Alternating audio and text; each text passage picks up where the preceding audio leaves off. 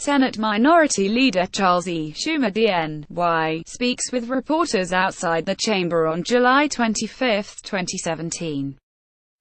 Scott ApplewhiteAP Senate Democrats are rolling out another plank in their Better Deal platform today, a series of pro-labor reforms aimed at strengthening the collective voice and negotiating rights of workers. Like the rest of the Democrats' policy proposals, the 8-part labor plank has no serious chance of passage in a Republican-controlled Congress. Like previous planks on the economy and banking, it reflects talks between Democrats, their staff and outside analysts who want to see a more progressive party. Democrats are redoubling our commitment to working men and women with these proposals, Senate Democratic leader Charles E. Schumer DN.Y. said in a statement. We're offering the middle class and those struggling to get there a better deal by taking on companies that undermine unions and underpay their workers, and beginning to unwind a rigged system that undermines every worker's freedom to negotiate with their employer. The labor plank of the Better Deal is ambitious, anticipating court and National Labor Relations Board decisions that could go against unions in the next 4 years.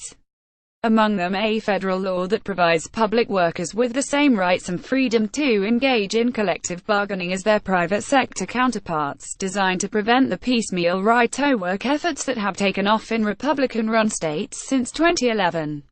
A ban on state right-to-work laws altogether, as they have been found to reduce union membership by up to 10% and have resulted in lower wages and decreased access to employer-provided health care and pensions. Making it easier to strike by with a ban on the permanent replacement of striking workers. Limiting employers' ability to campaign against union drives.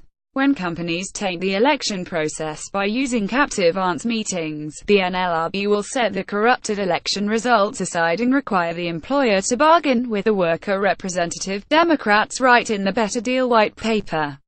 The main problem facing this installment of the Better Deal is one that's bedeviled every Democratic policy rollout: the difficulty of getting anyone to notice.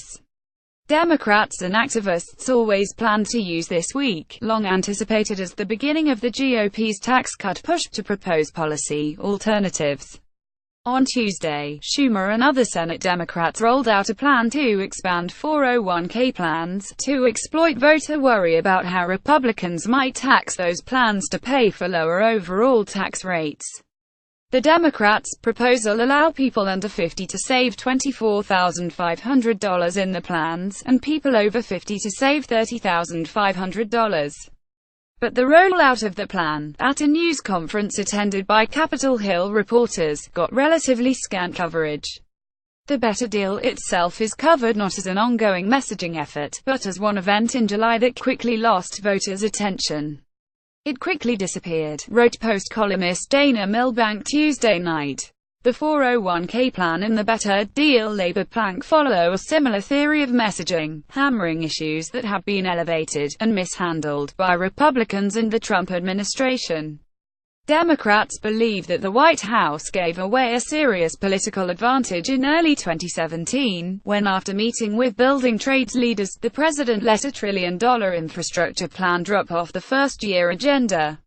Trump, who had made historic electoral gains with union members, didn't consolidate them.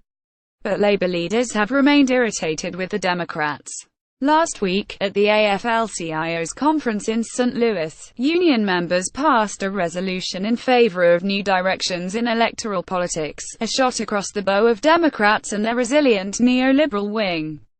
In the results of national elections, whether the candidates elected are from the Republican or Democratic Party, the interests of Wall Street have been protected and advanced, while the interests of labor and working people have generally been set back, read the resolution.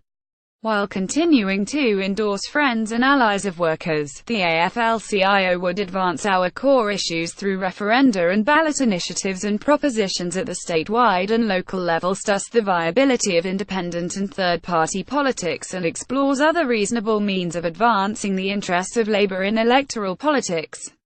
The Better Deal's labor plank is designed to quiet some of that angst, and demonstrate that Democrats will roll back anti-union laws if they win power.